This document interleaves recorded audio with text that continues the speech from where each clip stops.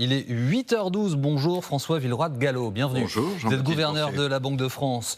Vous avez des antennes particulières résumées dans ce papier que je montre, c'est l'enquête mensuelle de conjoncture. En fait, vos antennes sont longues et nombreuses, 8500 entreprises, établissements interrogés pour comprendre comment va notre pays d'un point de vue économique, quelle est notre santé. Bon, je vais commencer avec un sujet qui est très clair et qui nous touche tous, c'est l'inflation.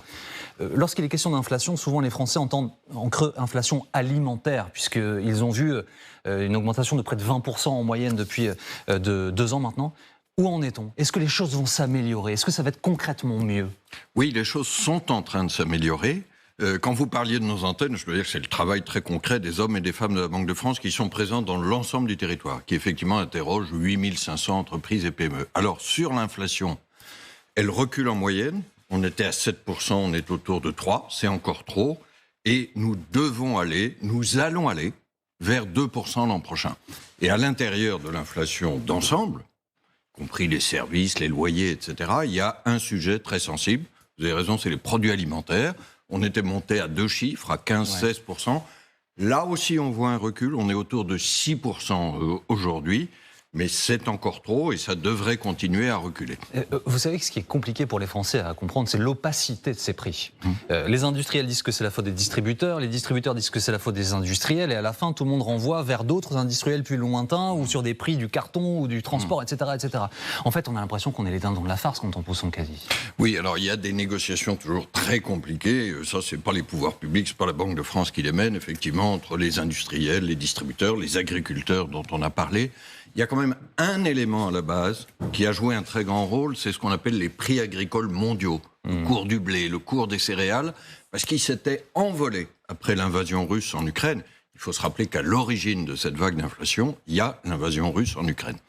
Alors, qu'est-ce qui fonde notre confiance sur le fait que c'est en train de reculer et que ça va continuer à reculer? C'est que ces fameux prix mondiaux, ils sont revenus au niveau d'avant l'Ukraine. Maintenant, il faut que ça percole à travers la filière dont vous parliez. Les emplois, les salaires vont augmenter au niveau de l'inflation, la couvrir? Parce que ça, c'était un vrai sujet. On a observé certaines entreprises ont augmenté de 4%, de 5%. Mais là aussi, les Français avaient la sensation que leur pouvoir d'achat n'augmentait pas. Alors, quand il y a eu cette vague inflationniste, début 2022, après l'Ukraine, les prix ont augmenté plus vite que les salaires. Aujourd'hui, les choses sont en train de s'inverser. C'est-à-dire que les prix augmentent moins vite que les salaires. Je vous disais, sur les prix, on est autour de 3% d'augmentation et on va aller vers 2% d'ici l'an prochain. Sur les salaires, aujourd'hui, en moyenne, Jean-Baptiste Boursier, parce qu'il y a évidemment des différences entre les entreprises, en moyenne, on est un peu plus de 4% d'augmentation. Donc, vous voyez, au-dessus des prix. Et ceci fonde notre prévision d'une croissance qui va accélérer progressivement dans les mois qui viennent. Pourquoi? Parce que c'est effectivement du pouvoir d'achat pour les Français et du coup plus de consommation. Alors elle va accélérer, mais tant mieux.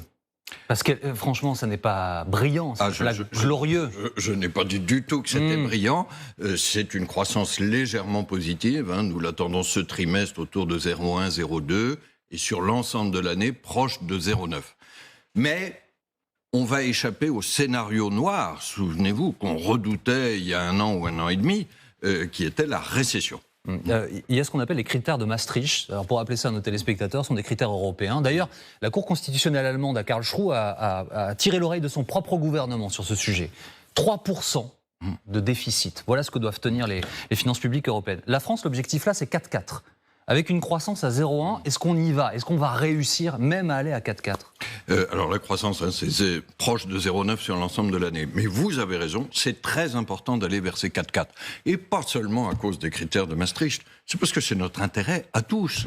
Qu'est-ce que nous faisons depuis 40 ans? Nous ne cessons pas d'accumuler les déficits. Du coup, on a de plus en plus de dettes qui nous coûtent de plus en plus cher. On doit payer des intérêts sur cette dette. Et puis nous léguons à nos enfants, à nos petits-enfants, un sac à dos qui pèse de plus en plus lourd. Donc il faut que ça s'arrête. Et je ne peux que dire très fortement ce matin qu'il faut cette année que nous tenions notre engagement de réduire le déficit à 4,4. Donc c'est quoi? C'est un message que vous envoyez au gouvernement, aux administrations, de faire des économies? C'est un message que j'envoie à nous tous, y compris effectivement aux autorités publiques. C'est que nous ne pouvons pas continuer à avoir un des déficits les plus lourds d'Europe. Et je vous dis, pas seulement à cause des règles européennes, parce que c'est notre propre intérêt.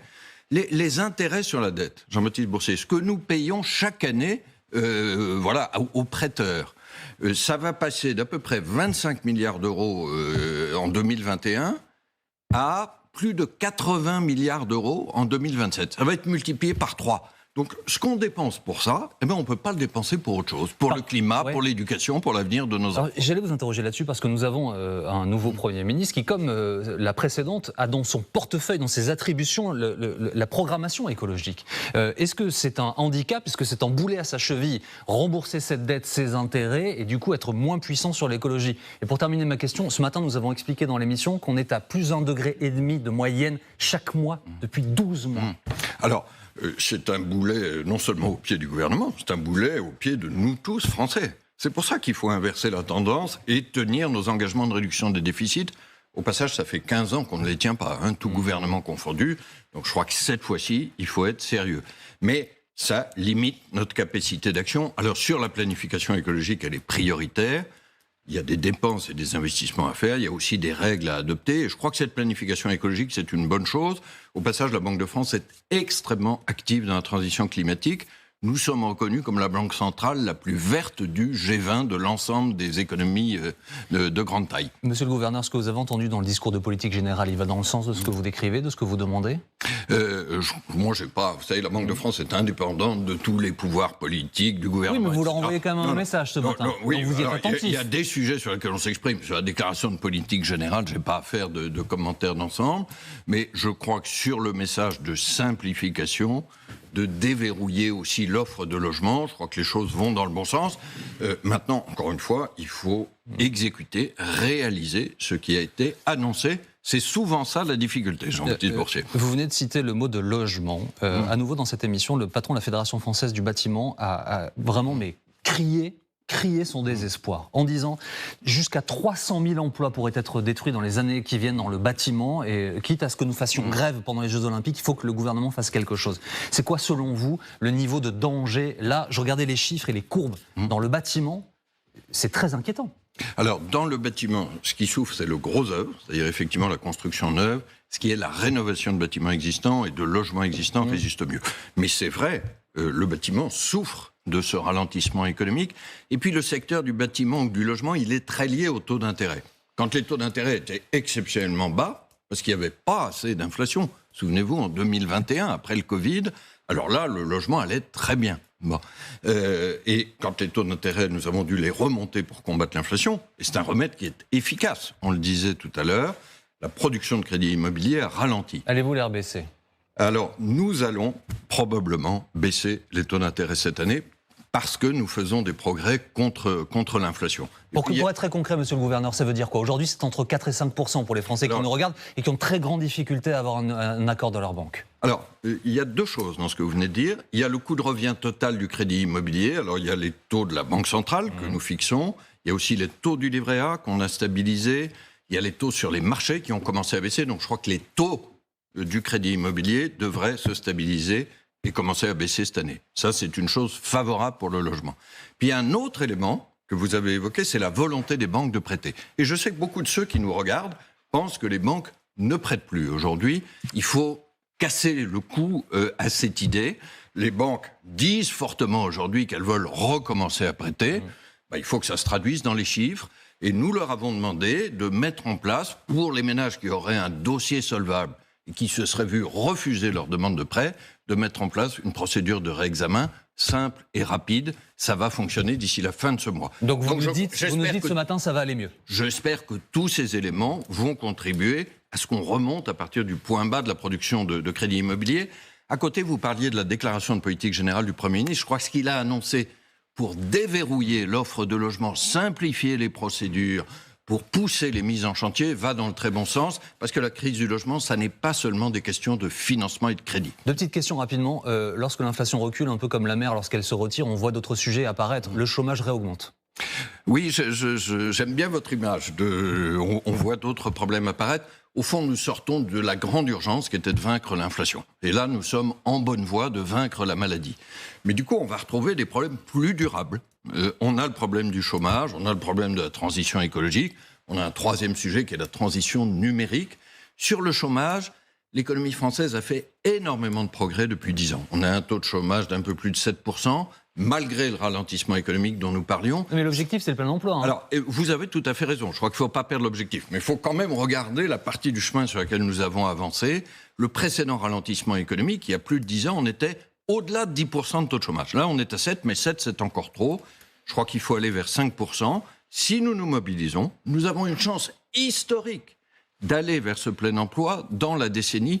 Nous ne l'avons pas fait depuis les années 80. Mais il faut tenir le cap des réformes, l'apprentissage, la formation, l'éducation, et réussir le télétravail. Enfin, il y a beaucoup de réformes, mais je crois que, vous vous souvenez, il y a longtemps, François Mitterrand avait dit contre le chômage, on a tout essayé. Eh bien non, on est en train de montrer qu'on peut faire des progrès en la matière. Et si la France retrouve le plein emploi, ça change tout. Sur le pouvoir d'achat, sur la cohésion sociale. Un dernier mot, s'il vous plaît, au sujet du commerce extérieur. Déficit de 100 milliards. C'est le seul grand pays de la zone euro dans cet état-là, la France. C'est mieux que l'année passée, mais c'est pire que toutes les années précédentes. Les économistes disent, pour résumer leur pensée, on a un savoir-faire espagnol avec des prix allemands. Donc ça ne marche pas dans les exportations. Comment on améliore ça ? Alors, c'est un sujet qu'on appelle la compétitivité, c'est-à-dire notre capacité à vendre. Par rapport au prix allemand, il y a eu un temps où on avait des prix supérieurs à l'Allemagne. Alors, on a rétabli ce qu'on appelle la compétitivité coût ou prix. Je crois qu'effectivement, c'est notre savoir-faire aujourd'hui qui est en question. Quand je parlais tout à l'heure de la formation professionnelle ou de l'éducation, il faut que nous poursuivions la montée en compétences et produire des biens de meilleure qualité. Vous savez, la marque France, ça vaut quelque chose. Regardez notre succès dans le luxe. Regardez, le monde entier va venir en France pour les Jeux Olympiques. Mais fabriquons et vendons mieux la marque France et aidons tous les salariés, tous les jeunes à avoir la meilleure chance de qualification et de trouver un emploi. Au fond, le plein emploi et la compétitivité extérieure, c'est deux arcs-boutants qui convergent. Merci beaucoup, monsieur le gouverneur, d'avoir été avec nous ce matin en direct.